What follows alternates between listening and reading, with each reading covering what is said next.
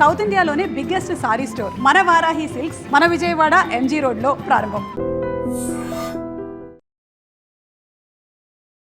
నమస్కారం, welcome to I dream. నేను మీ సంగీత. ఈ మధ్య కాలంలో ఆకతాయిలు ఏం చేస్తున్నారు అంటే కొన్ని సందర్భాలలో ఇటు కోర్టుకు బాంబు బెదిరింపులు కానివ్వండి, లేదు అంటే టీవీ ఛానల్స్ కానివ్వండి, లేదు అంటే కొన్ని ఆఫీసులకు కానివ్వండి, పోలీస్ స్టేషన్కి కానివ్వండి, లేదంటే రాజీవ్ గాంధీ ఇంటర్నేషనల్ ఎయిర్పోర్ట్కి కానివ్వండి, ఇలాంటి వాటికి పెద్దగా ఎక్కడైతే జనసంచారం ఎక్కువగా ఉంటుందో ఆ ప్రాంతాలలో బాంబు బెదిరింపు కాల్స్ అనేవి ఎక్కువగా రావడం జరుగుతుంది. అంటే ఇది నేను ఎందుకు డిస్కస్ చేస్తున్నానంటే నాంపల్లి కోర్టుకు కూడా ఒక బాంబు బెదిరింపు కాల్ అనేది వచ్చిన వెంటనే ఇమీడియట్గా అధికారులందరూ కూడా స్పాట్లో రెస్పాండ్ అవ్వడం జరిగింది. అక్కడ బాంబ్ స్క్వాడ్ వాళ్ళు రావడం జరిగింది, డాగ్ స్క్వాడ్ వాళ్ళు రావడం జరిగింది. అదేవిధంగా ప్రత్యేక బృందాలలో మొత్తం కూడా కోర్టునంతా కూడా క్షుణ్ణంగా వారంతా కూడా చెక్ చేయడం అనేది జరుగుతూ వస్తుంది. అంటే ఇలాంటివి వారు ఏదో సరదాగానో జోక్గానో లేకపోతే ఏదో టైం పాస్ కోసమో లేకపోతే అధికారులు అలర్ట్గా ఉన్నారా లేదా చెక్ చేద్దామని చెప్పేసి అనడం కోసమో అని చెప్పేసి కనుక చేసినట్లయితే వారికి చాలా దారుణమైన శిక్షలు పడే అవకాశం ఉంటుంది. ఎందుకనంటే ఇప్పుడు నాంపల్లి కోర్టులో బాంబు బెదిరింపు కాల్ వచ్చింది కాబట్టి అక్కడ ఉన్న ఎన్నో ఫైల్స్ ఉంటాయి. అక్కడ ఏమేమి ఉంటాయి, చాలా మందికి సంబంధించిన ఆర్డర్స్ ఉంటాయి. ఏది క్రిమినల్స్కి సంబంధించినవి అయి ఉండొచ్చు, ల్యాండ్స్కి సంబంధించినవి ఉండొచ్చు, కొంతమందికి సంబంధించిన అన్ని ఫైల్స్ అన్నీ కూడా అక్కడ సెక్షన్ ఆఫీస్ ఏదైతే ఉంటుందో దాంట్లో ఫైల్స్ అన్నీ భద్రంగా పొందుపరచబడి ఉంటాయి. ఇకపోతే దాంతోపాటు అక్కడున్న చాలా మంది కూడా భయాందోళనలకు గురి కావడం జరుగుతుంది. ఇక అక్కడ పనికి కూడా చాలా వరకు డిస్టర్బెన్స్ అనేది అంతా కూడా జరుగుతుంది. అంటే ఆ రోజు కొన్ని కేసులు అనేవి కూడా ఏదైతే ఉంటుందో బెంచ్ మీదకి రావడం కానివ్వండి, ఆర్గ్యుమెంట్స్ నడవడం కానివ్వండి, కొన్ని ఫైనల్ హియరింగ్కి ఉండడం కానివ్వండి, ఇలాంటివన్నీ కూడా ఉండే అవకాశం ఉంటుంది. అలాంటివన్నీ కూడా పక్కన పెట్టేసి ఏదో ఇక్కడ కాల్ వచ్చింది కదా మరి అప్రమత్తంగా ఉండాలి అని చెప్పేసి అనేసరికి అక్కడ ఎవరైతే వర్క్ చేస్తున్నారో ఆ ఎంప్లాయీస్ భయాందోళనకు గురి కావడం జరుగుతుంది. తర్వాత నెక్స్ట్ ఎవరైతే అక్కడికి వారి యొక్క కేసు ఉందని చెప్పేసి అనగానే ఆ హియరింగ్ కోసం వచ్చారో ఆ ప్రజలు కూడా భయాందోళనకు గురి కావడం జరుగుతుంది. ఇకపోతే ఆ చుట్టుపక్కల ఉన్న ప్రాంతంలో ఉన్న వాళ్ళు కూడా అమ్మ బాబో ఇంత పెద్ద కోర్టు ఒకవేళ కనుక బాంబుతో బ్లాస్ట్ అయిపోతే పరిస్థితి ఏంటిది అని చెప్పేసి వారు కూడా చుట్టూ ఇదంతా కూడా ఇట్లా భయాందోళనకు గురి చేసినా, లేదు అంటే బాంబు లేకపోయినా కూడా అధికారుల యొక్క పనిని డిస్టర్బ్ చేసేసి లేని దాన్ని క్రియేట్ చేసి అక్కడ ఇంతమంది ఎవరైతే అధికారులు ఉంటారో వారందరూ కూడా దీనిపైన వర్క్ చేసేటట్టు చేసినా, ఇకపోతే ఎప్పుడైతే డాగ్స్ను కానివ్వండి అదేవిధంగా ప్రత్యేక బృందాలు వచ్చినప్పుడు ఖచ్చితంగా గవర్నమెంట్ అనేది వారి మీద ఒక ప్రెజర్ పెట్టడం జరుగుతుంది. వారు మానసిక ఒత్తిడికి గురి కావడం అవ్వండి. ఇవన్నీ కూడా దాంట్లో ఏవైతే ఉంటాయో అవన్నీ కూడా క్యాలిక్యులేషన్ చేసిన తర్వాత ఇప్పుడు పాత చట్టంలో అయితే ఐపీసీ సెక్షన్స్ కింద కేసులు ఉండేటివి. కానీ ఇప్పుడు 2023 నుంచి కూడా చట్టాలు మారినాయి కాబట్టి బిఎన్ఎస్ చట్టం కింద ఖచ్చితంగా వారికి పనిష్మెంట్స్ ఉండే అవకాశాలు ఉంటాయి.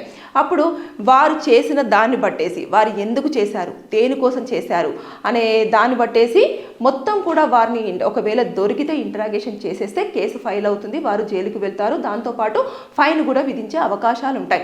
ఇకపోతే ఎప్పుడైతే వారు ఈమెయిల్ కానివ్వండి, కాల్ కానివ్వండి, ఇలాంటివి చేసి లెటర్స్ కానివ్వండి ఇలా పంపిస్తారు కదా, అప్పుడు అది ఐటీ యాక్ట్ కింద కూడా రావడం జరుగుతుంది. ఐటీ యాక్ట్ కింద వచ్చిన తర్వాత దాంట్లో కూడా సెక్షన్స్ అట్రాక్ట్ అవుతాయి, దాంట్లో కూడా పనిష్మెంట్ ఉంటుంది, పనిష్మెంట్తో పాటు ఫైన్ కూడా విధించే అవకాశాలు ఉంటాయి. అంటే ఈ లెక్కను చూసేసుకుంటే ఇలాంటివన్నీ చాలా వరకు జరుగుతున్నాయి. అంటే మీరు గతంలో ఇదేమైనా వరకు సరదానా, లేకపోతే ఇలాగే ఆట పట్టిస్తూ ఉంటారా, లేకపోతే ఊరికైనా ఖాళీగా ఉండి ఇలాంటివన్నీ అధికారులను ఊరికైనా భయాందోళనకు గురి చేయడం కానివ్వండి, వారి యొక్క వర్క్ను డిస్టర్బ్ చేయడం కానివ్వండి, లేదంటే అలర్ట్గా ఇలా చేస్తారా లేదా వర్క్ ఎంత స్పీడ్గా చేస్తారో లేకపోతే ఏమేమి వస్తాయి అని చెప్పేసి సరదాగా వాటిని వీడియో తీయడం కానివ్వండి, ఇలాంటివి కనుక చేస్తున్నారా అనే దానిపైన కూడా మొత్తం పూర్తి స్థాయిలో ఎంక్వైరీ చేస్తారన్నట్టు. ఇది చాలా చిన్న విషయం కాదు. ఎందుకంటే ఇప్పుడున్న సిచ్యువేషన్స్లో చాలా వరకు అన్ని అంటే డిఫరెంట్ కంట్రీస్కి మధ్యలో యుద్ధాలు జరుగుతూ ఉన్నాయి. రీసెంట్గా కూడా మనకి పాకిస్తాన్కి కూడా యుద్ధం జరిగింది, ఇండియాకి ఉంది పాకిస్తాన్కి. ఆ సమయంలో సింధూర్ అనే పేరుతో చాలా మంచి రిజల్ట్ని మనము తీసుకున్నాము, అంతా అయిపోయింది. అదే ఇలాంటి సందర్భంలో మళ్ళీ అంతేకాకుండా ఇండియాలో కూడా చాలామంది పాకిస్తాన్ వాళ్ళు ఇందులో చొరబడ్డారు, ఉగ్రవాదులు ఉన్నారు అని చెప్పేసి అన్న మాటలు కూడా ఎక్కువ వరకు వినిపిస్తున్నాయి. ఆ నేపథ్యంలో ఏమైనా మొన్న రీసెంట్గా చూస్తే కూడా చార్మినార్ పాత బస్తీలో కూడా బాంబు బెదిరింపు కాల్ రావడం జరిగింది. అక్కడ కూడా అధికారులు ఇమీడియట్గా అలర్ట్ అయ్యారు. అక్కడ కూడా స్క్వాడ్స్ తోటి మొత్తం ఎతికించడం అంతా కూడా చేశారు. అక్కడ మొత్తానికి ఫైనల్ చేసిన తర్వాత ఏమీ లేదని చెప్పేసి చివరిగా ఫైనల్గా నిర్ధారణకు రావడం జరిగింది. అంటే ఒక రోజు మొత్తం కూడా దాని మీదనే టైం అంతా కేటాయించారు. ఎంతమంది అధికారులు, ఇటు బాంబు స్క్వాడ్ వాళ్ళు కానివ్వండి, పోలీసులు కానివ్వండి, తర్వాత నెక్స్ట్ డాగ్ స్క్వాడ్ వాళ్ళు కానివ్వండి, దాంతోపాటు ప్రత్యేక బృందాలు అని చెప్పేసి టాస్క్ ఫోర్స్కి సంబంధించింది అయి ఉండొచ్చు, పోలీసు బృందాలు అయి ఉండొచ్చు, తర్వాత స్పెషల్ ఆఫీసర్స్ అయి ఉండొచ్చు. వీళ్ళందరూ దాంతోపాటు అక్కడ ఎవరైతే ఉంటారో వారు లోకల్ వాళ్ళు వీళ్ళందరూ కూడా మొత్తం దాని మీద ఒక రోజు మొత్తం వెతికారు. అన్ని ప్లేసులలో వెతికితే ఎక్కడ ఏమీ లేదు అని చెప్పేసి నిర్ధారణకు వచ్చారు. ఇప్పుడు కూడా నాంపల్లి కోర్టులో కూడా ఇప్పుడు మొత్తం క్షుణ్ణంగా ఇంచు కూడా అక్కడ ఉన్న కోర్టులో ఉన్న అన్ని ఫ్లోర్స్ ప్లస్ తర్వాత నెక్స్ట్ దాంతోపాటు అక్కడ అన్ని గదులలో అన్నిట్లలో కూడా చివరిన మూలలో ఇక్కడ అన్ని ప్లేసులలో అటు చెట్లు ఉంటాయి, చెట్ల దగ్గర ప్రతి చోట కూడా తనిఖీలు జరుగుతున్నాయి. ఒకవేళ అది కాదు అని చెప్పేసి అంటే నేను చెప్పేది ఏంటంటే ఒకవేళ నిజంగానే బాంబులు పెట్టారు అని అంటే ఒకవేళ అధికారులు ఇలాగే ఆకతాయిలు చేస్తున్నారు అని చెప్పేసి ఎవరన్నా ఒకరు నిర్లక్ష్యం చేశారు అంటే చాలా మంది ప్రాణాలు పోయే అవకాశం ఉంటుంది. కాబట్టి ఇవన్నిటిని దృష్టిలో పెట్టేసుకొని ఎవరైనా ఆకతాయిగా ఇలాంటి పనులు చేస్తే మాత్రం దయచేసి ఇలాంటివి చేయొద్దు. దొరికితే మాత్రం ఇది నాన్ బెయిలబుల్ క్రిమినల్ అఫెన్స్ కిందికి రావడం జరుగుతుంది.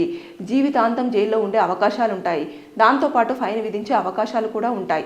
కాబట్టి దీనిపైన ఇంకా మీకు ఏదైనా అంతర్జాతీయ ముఠాలతో ఏమైనా సంబంధాలు ఉన్నాయా, లేదు అంటే మీరు ఏమైనా ఇలాంటివి గతంలో ఎక్కడైనా చేశారా, ఇవన్నీ కూడా మిమ్మల్ని మొత్తం ఇంకా క్వశ్చన్స్ తోటే మీ జీవిత కాలం అంతా కూడా పూర్తవడం జరుగుతుంది. ఎందుకంటే వారికి సమాధానం వచ్చేంత వరకు కూడా మిమ్మల్ని క్వశ్చన్స్ అడిగి అధికారులు దాని నుంచి ఇన్ఫర్మేషన్ తీసుకుంటూనే ఉంటారు.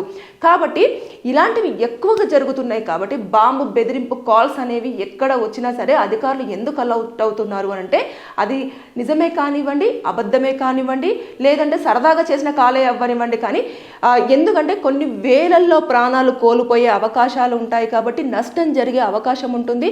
ప్రాణ నష్టంతో పాటు ఆస్తి నష్టంతో పాటు ఏదైతే ఫైల్స్ ఉంటాయో ఆ ఫైల్స్ కూడా అవన్నీ కూడా మొత్తం డిస్టర్బెన్స్ అయిపోయి మొత్తం కొలాప్స్ అయిపోయి అక్కడ మొత్తం ఇట్లా పీసులు అయిపోతాయి బాంబు పెడితే. అలాంటివి జరుగుతాయి. కాబట్టి దానికోసమని అధికారులు అలర్ట్గా ఉండడం అనేది జరుగుతుంది. కాబట్టి ఎవరైనా సరే కొంచెం జోకనో సరదానో అని మీరు కోర్టులకు వెళ్ళేసి ఊరికేనే మా ఫ్రెండ్ అన్నారు ఇలా ఏదో ప్రాంక్ చేయమని చెప్పేసి అన్నారు, లేదు అంటే ఇలా సరదాగా ఏదో చేశామండి అధికారులు ఏదో అంటే ఇవన్నీ కోర్టు ఎప్పుడు కన్సిడర్లోకి తీసుకోవడం జరగదు. ఇంకా దానికి కూడా పనిష్మెంట్ ఉండే అవకాశం ఉంటుంది.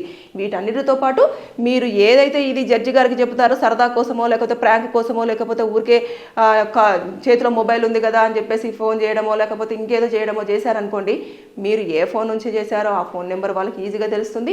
తర్వాత నెక్స్ట్ వాళ్ళు మీరున్న చోటికి రావడం జరుగుతుంది, ఎందుకు చేశారనడం జరుగుతుంది, వారు మిమ్మల్ని అదుపులోకి తీసుకోవడం జరుగుతుంది.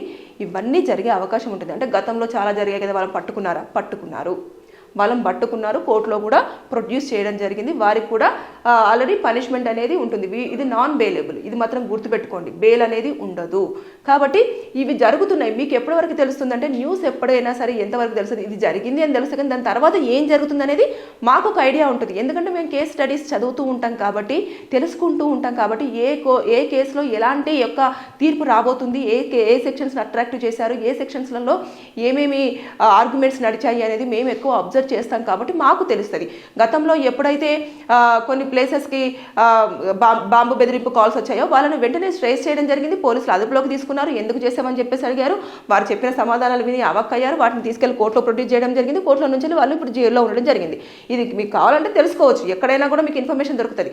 కాబట్టి మీరు దయచేసి ఎప్పుడైనా సరే ఎవరైనా సరే ఇలాంటి కాల్స్ గనక చేసే ముందు ఆలోచన చేయండి. ఒకవేళ అన్నోన్ కాల్స్ అయ్యి ఉంటే మాత్రం ఎప్పుడైనా బాంబు ఇక్కడ ఉంది అంటే మీరు అప్రమత్తమయ్యి అధికారులకు కొంచెం సహాయం చేసే ప్రయత్నం అయితే చేయండి. మీ వంతుగా మీరు ఒక పౌరునిగా ఏం చేయాలి అనే దాన్ని కొంతమందికి ఐడియాస్ చాలా బాగుంటాయి. బాంబు వచ్చినప్పుడు బాంబు ఒకవేళ ఇలా ఉంది అంటే దీనివల్ల అని చెప్పేసి ఇలా చేస్తే మనకు ట్రేస్ అవుతుంది, లేకపోతే ఇలా అయితే ఇలా అవుతుంది అని చెప్పేసి ఈ మధ్య కాలంలో ఎక్కువ మంది ఏం చేస్తున్నారంటే ఎవరైనా పట్టుకోవాలంటే డ్రోన్ కెమెరాస్ని ఎక్కువ యూజ్ చేస్తున్నారు. అంటే వాళ్ళు ఎక్కడికి వెళ్తున్నారా అని చెప్పేసి పైన పంపించేసి వాళ్ళు అక్కడ ఆ ప్లేస్లో ఉన్నారని చెప్పేసి ఇంటిమేషన్ ఇవ్వడం జరుగుతుంది. సో టెక్నాలజీ అలా పెరిగింది. కాబట్టి మీరు ఏమైనా ఐడియాస్ ఇస్తే అధికారులకు ఐడియాలు ఇచ్చేసి సార్ మనం ఇలా దీన్ని ట్రేస్ చేయొచ్చు, చాలా ఈజీగా మనకి ఇన్ని గంటలు అయ్యే ప్రయత్నంలో ఇన్ని గంటల్లోనే మనం ఈ పనిని పూర్తి చేయొచ్చు అని చెప్పేసి కనుక మీరు అడ్వైజ్ ఇచ్చేలాగా ఉండండి తప్పించి ఇబ్బంది పెట్టేలాగా ఉండకూడదు అనేది నా యొక్క ఉద్దేశం. ఇందులో నాంపల్లి కోర్టులో మాత్రం ఇప్పటికైతే తనిఖీలు ఇంకా కొనసాగుతూనే ఉన్నాయి. ఏంటిది పూర్తి స్థాయిలో కూడా ఇన్ఫర్మేషన్ వచ్చే అవకాశాలు ఉన్నాయి. సో బీ కేర్ఫుల్గా ఉండండి, అలర్ట్గా ఉండండి. Thank you.